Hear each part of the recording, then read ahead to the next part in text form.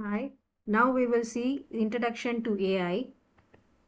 So basically for any AI, so the textbook which we all usually refer is this textbook, Artificial Intelligence, a Modern Approach, written by Stuart Russell and Peter Norvig from Pearson Education Publications.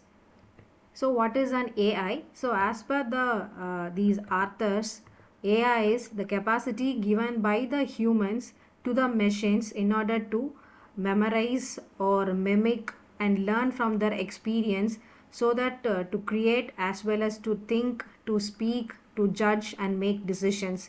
So that is what called artificial intelligence as per these authors. So why we need this, why we have to study this artificial intelligence? So these are the different important features which we require, like for thinking, for acting, for solving, for searching or planning, etc. For example, finding your pet. So this is a scenario which I'm trying to discuss. I'm going to a park with my pet, like a dog, right? So I'm taking the pet with me to the park. Now I'm sitting in a table in a park, and after some time I realize that my pet is missing. So what I will be doing it, so I will be start thinking or start recollecting where are the places I have gone, and what where are the places the dog has sniffed or gone. So those part it falls under thinking stage. So accordingly, so I will go there to the previous places visited, and I will try to find the dog there. Else I will ask the nearest persons whether the persons have persons have seen this dog or something like that. So these are some of the activities I will be doing once the moment I found or realized my pet is missing. So these are the activities I have to perform. So what about a mission? Okay, whenever if it we have given some intelligence, so what are the activity it will do when it realizes its pet is missing? Okay, so that's the reason we are studying this artificial intelligence. So artificial intelligence, there are two words are there, we know it. One word is artificial and other one is the intelligence. So artificial, we talk about the objects which is not natural, or materials or process, and it is made by human work, or it may be an art also, and it is like an imitation, or it may be a substitute, or it may be a substitute for something natural, or it is a simulated one, or it is a pretended one. Whereas intelligence, the we have two things, one is the reason and other one is the comprehension. Reason is the ability to learn or understand with the new situations, we call it as a reason, whereas the ability to act and understand, by understanding it, we call it as a comprehension. So these are the two things, reason and comprehension defines the intelligence actually.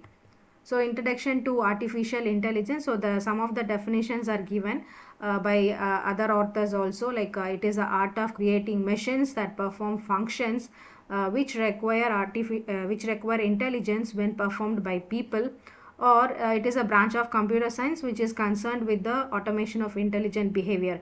So on the whole, yeah, it enhances or encompasses a variety of subfields, starting from general, that is learning and perception, to specific also. Specific in the sense where now the AI has come to sports also, an automated driver, automating driving part also, then diagnosing the disease also. So these are the some of the applications where AI is playing a vital role. Okay, so on the whole, this is the exact definition. So artificial intelligence is when machines or the computers mimic the way the humans think and make decisions. That is, we are providing the computers with the ability to mimic or recreate the functions of the human brain, right? So it differs from the computers, the human differs from the computers through sensors and capabilities. Human use these sensors and the capabilities that make them intelligence, and AI is trying to mimic these sensors and capabilities, and therefore for each sensor and capability there would be a field in AI. This is the picture I have. So we have the human capabilities at the right hand side, and whenever the AI is trying to mimic that each sense, one of the research field is booming in the AI. For example, human has a capability of seeing it, and AI is trying to use that sense. Okay, and now the computer vision has arrived.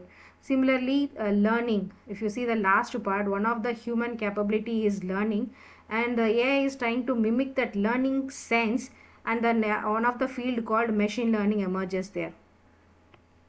So there are four things are there, right?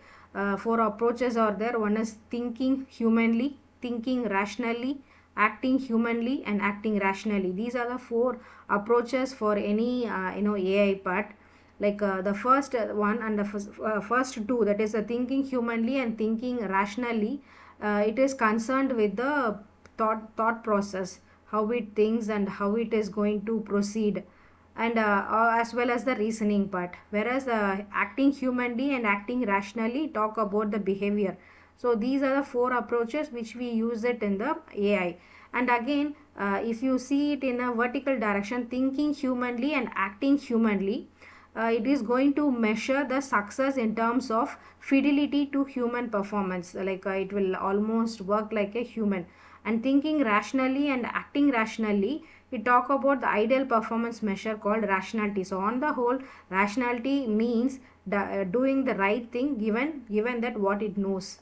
Okay, so let us consider about acting humanly. So for that, we take a famous approach called the Turing test approach. So here I have I have a room with person. There is a room and there is a wall in between, and one half of the room a person is sitting, whereas the other half of the room a system is there.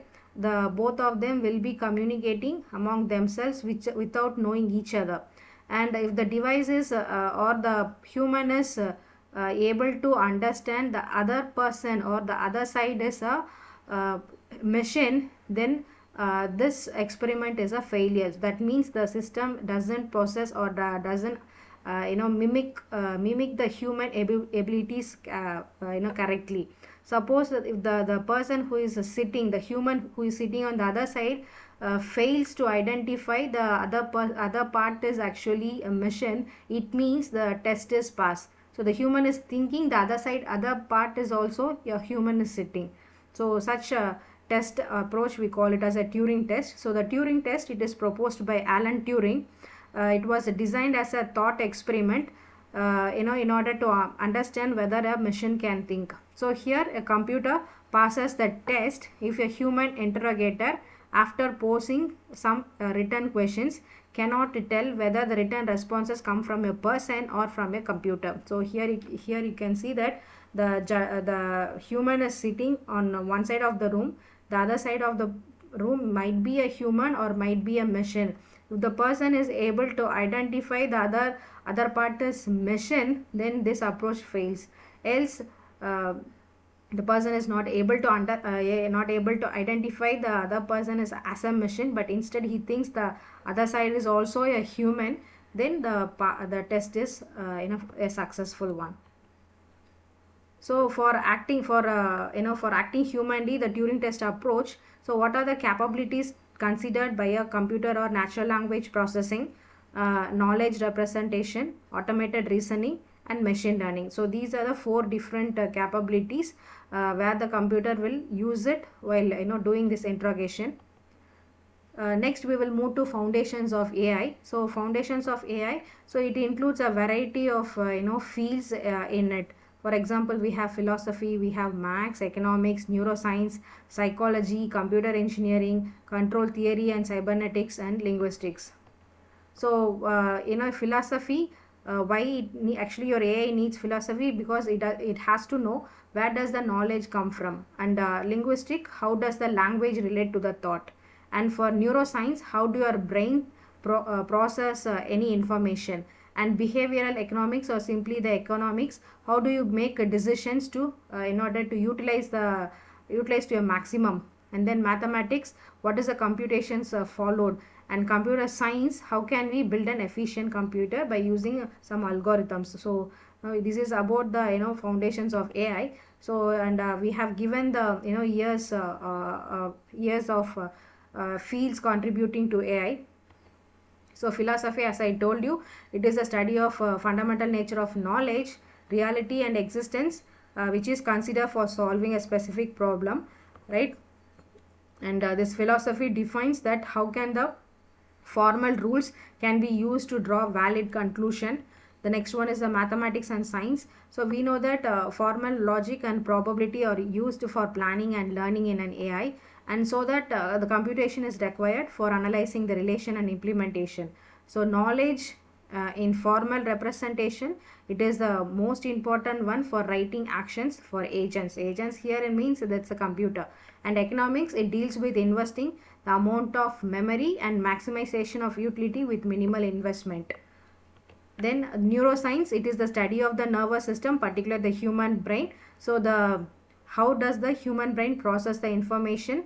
So this part plays a vital role when mimicking the activities of human.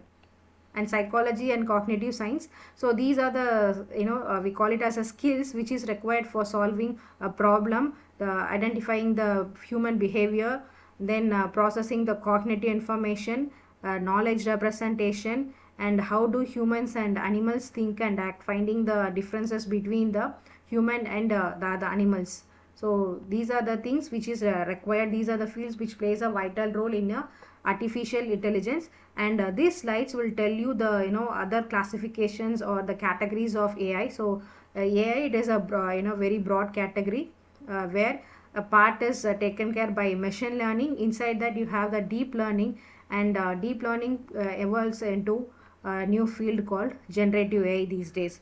So with this I will stop. Thank you.